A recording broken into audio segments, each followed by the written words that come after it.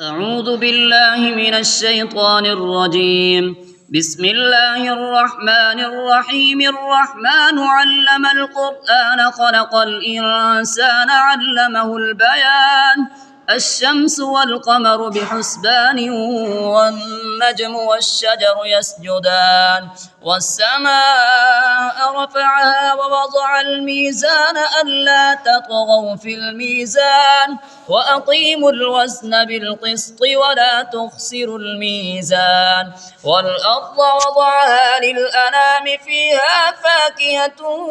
والنخل ذات الأكمام والحب ذو العصف والريحان فبأي آلاء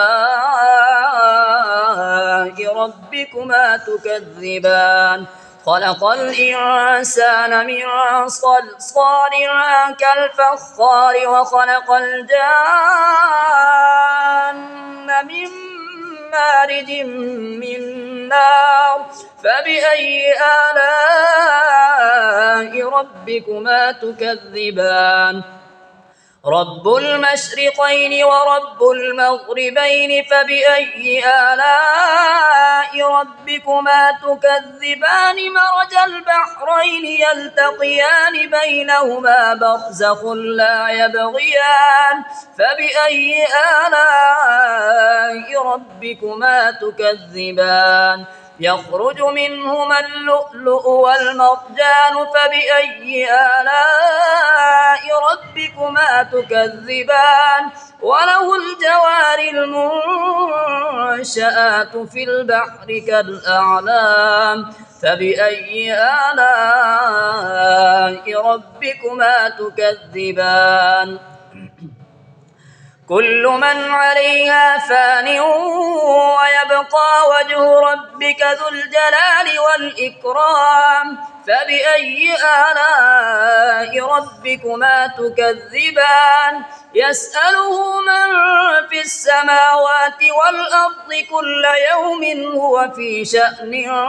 فبأي آلاء ربكما تكذبان سنفرغ لكم أيها الثقلان فبأي آلاء ربكما تكذبان يا معشر الجن والإنس إن استطعتم أن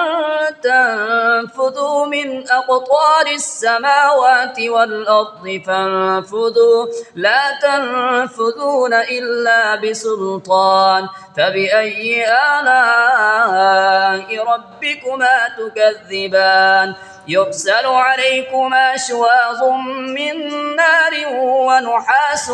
فلا تنتصران فبأي آلاء ربكما تكذبان فإذا انشقت السماء فكانت وردة كالدهان فبأي آلاء ربكما تكذبان فيومئذ لا يسأل عن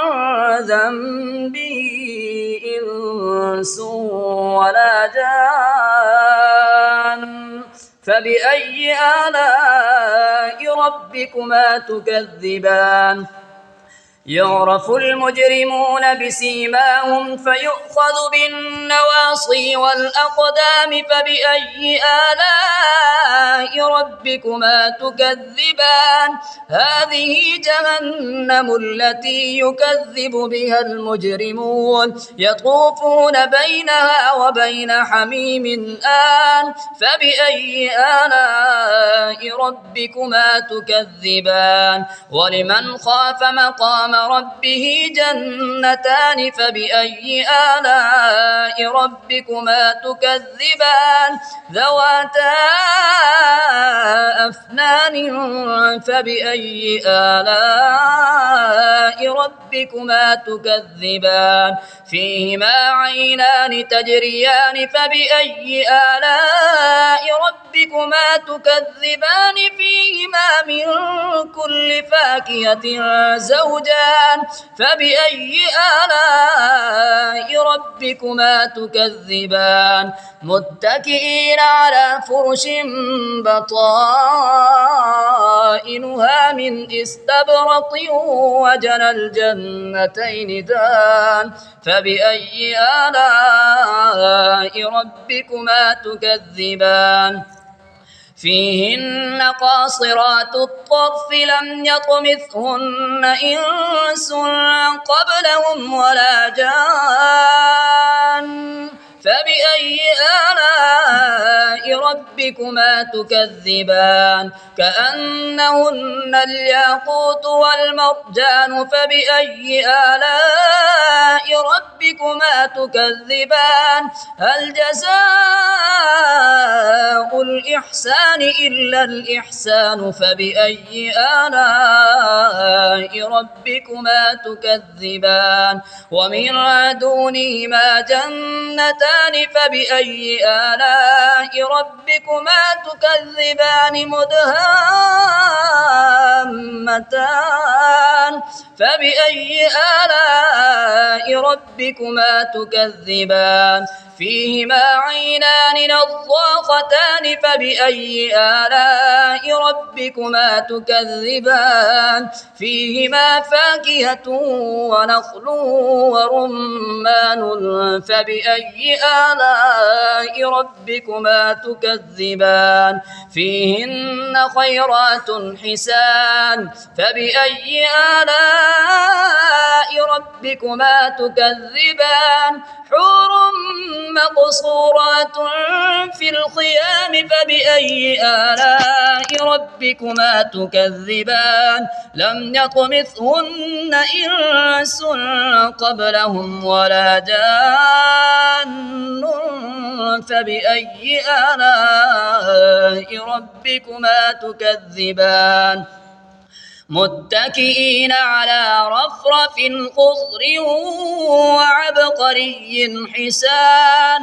فبأي آلاء ربكما تكذبان تبارك اسم ربك ذي الجلال والإكرام.